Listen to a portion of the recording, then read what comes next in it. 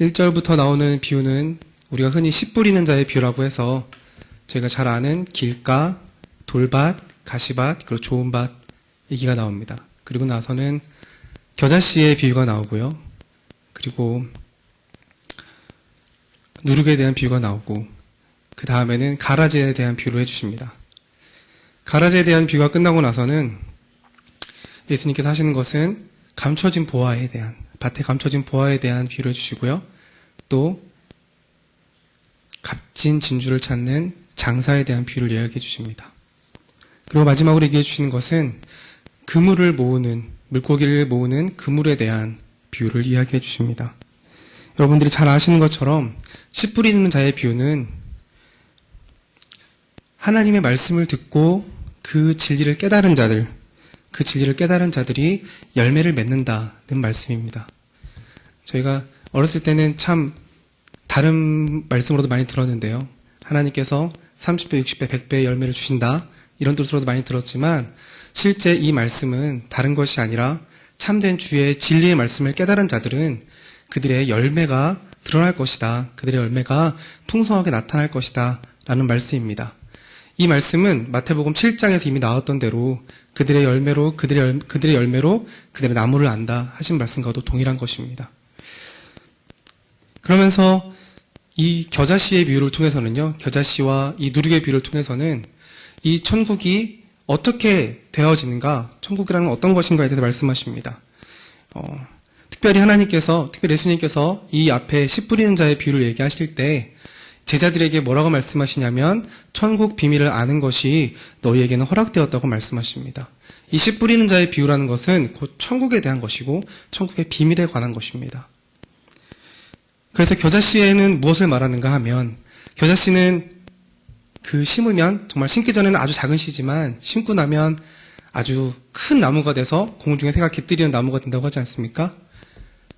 그리고 또한 누룩도 가루 서말에 누룩 갖다 넣으면 그것이 전부 부푼다고 말씀하고 있습니다. 이것은 앞에서 말씀하였던 하나님의 말씀을 듣고 깨달은 자들에 대한 것입니다. 겨자씨가 아무리 있으면 뭐합니까? 땅에다 심지 아니하면 그것은 그저 아주 작은 겨자씨일 뿐입니다.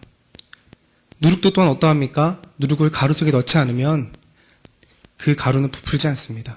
그런데 이 겨자씨를 심은 자들, 이 누룩을 가루 서말 속에 넣은 자들이 앞에서 말씀하신 대로 100배, 60배, 30배의 열매를 맺는 것입니다. 그것이 바로 천국의 비밀인 것입니다.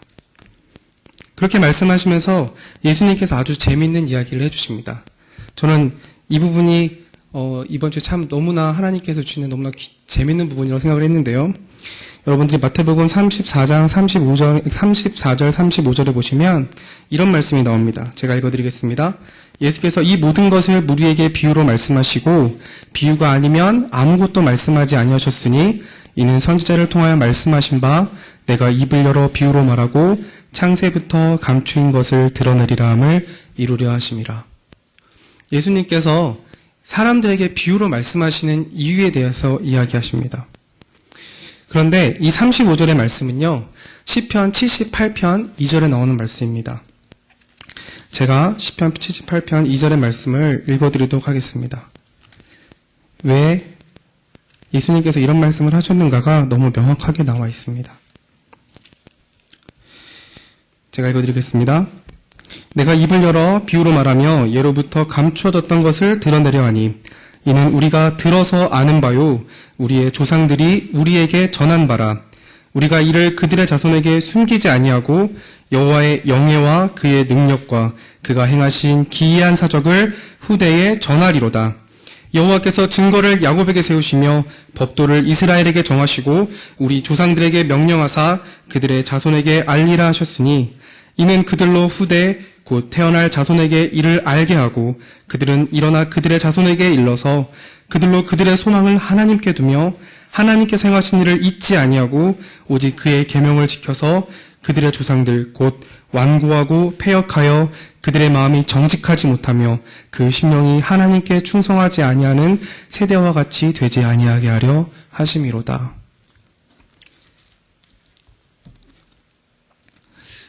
이 말씀은 저희들에게 하나님께서, 예수님께서 이 감추어 주신 것이 무엇인지, 왜 비유로 말씀하시는 데 대해서 명확한 것들을 이야기해 주는데요.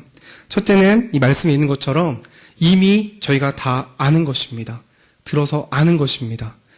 저희가 어렸을 때부터 들었고, 또 특히나 이 유다인들에게는 어렸을 때부터 들은 하나님의 그 귀한 율법의 말씀들, 또 하나님께서 행하셨던 그 모든 일들에 대해서 들은 것들을 말하는 것입니다.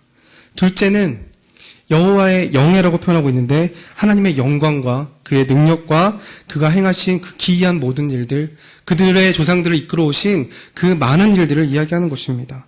또한 세 번째로는 하나님께서 야곱에게 세우신 증거와 이스라엘에게 세우신 법도를 말씀하고 있습니다.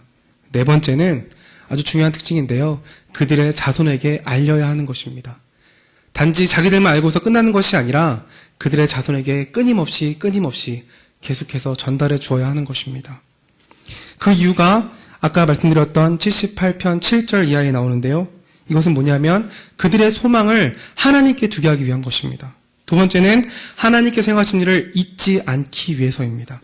세 번째는 오직 그의 계명을 지키게 하는 것이고, 네 번째는 그들의 조상들과 같이 하나님의 말씀을, 하나님이 어떤 분이신지 듣고도, 그들이 지식으로 알고도 하나님의 뜻대로 가지 아니하여서 하나님 앞에 정직한 심령이지 아니하고, 또한 하나님께 충성되지 않아서 결국 멸망해버리고만 그들의 조상들처럼 되지 않기 위해서, 하나님의 말씀을 듣고도 행하지 않아서, 하나님의 말씀, 하나님의 그 마음을 알고도 행하지 않아서 멸망한 세대들과 같이 되지 않게 하기 위하여서 주님이 오늘 비유로 이들에게 말씀하고 계신다고 말씀하시는 것입니다.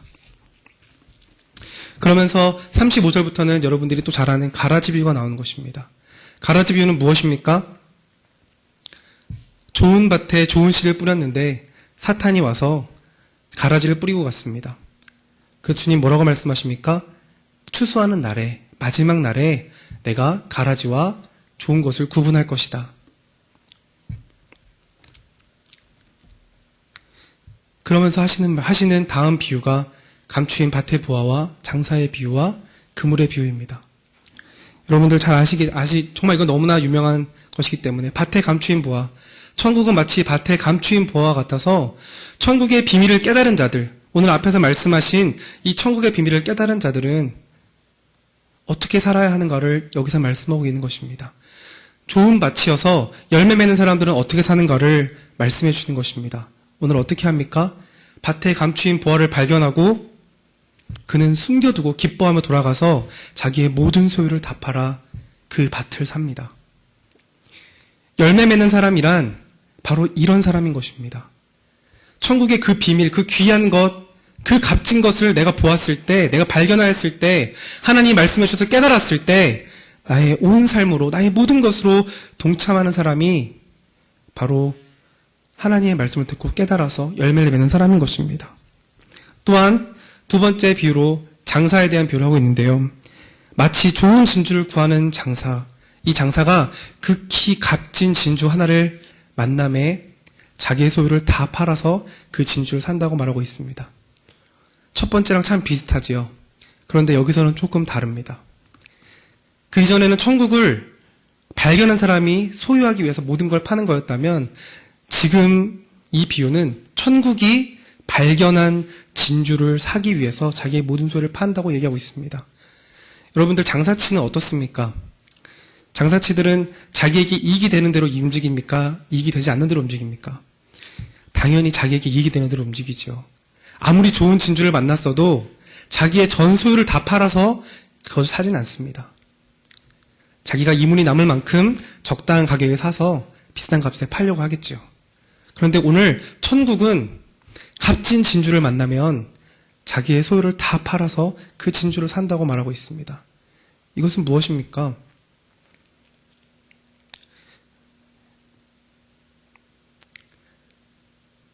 이거는 아주 간단하게 얘기하면 예수님께서 우리를 위해서 죽으신 것과도 같은 것입니다.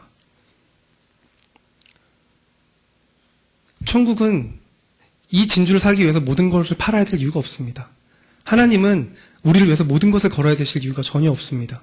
그런데 하나님께서 주의 말씀을 듣고 깨달은 자들, 저희가 마태복음에서 말하는 주의 이 복음을 듣고 주님을 영접하는 자들, 이 사람들을 구원하시기 위해서 친히 그 모든 것 대신 예수 그리스도를 우리에게 주신 것 같은 것입니다.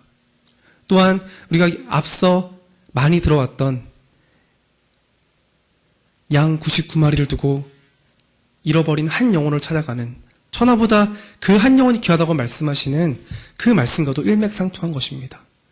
천국은, 그래서 오늘 이 교훈은 뭘 말씀하시냐면, 앞에서 얘기했던 천국을 향하여서 천국의 비밀을 깨달아서 자기의 모든 것을 다 팔아 자기의 모든 것을 다하여서 전심으로 하나님을 쫓는 자들을 하나님께서 찾고 계신다는 말씀입니다.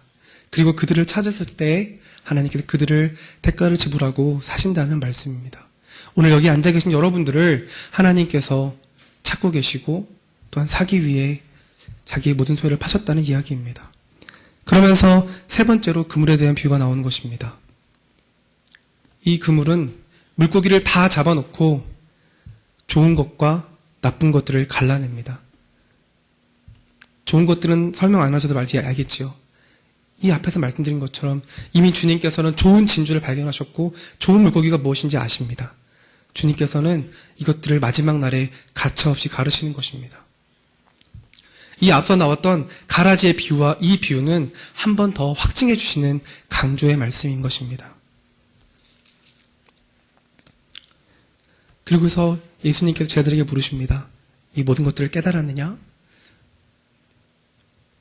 처음에 예수님께서 뭐라고 질문하셨지요? 너희에게는 천국의 비밀을 아는 것이 허락되었다. 그리고서 다시 물어보시는 것입니다. 너희가 이 천국의 비밀을 깨달았느냐? 제자들이 네, 그렇습니다 라고 대답하죠.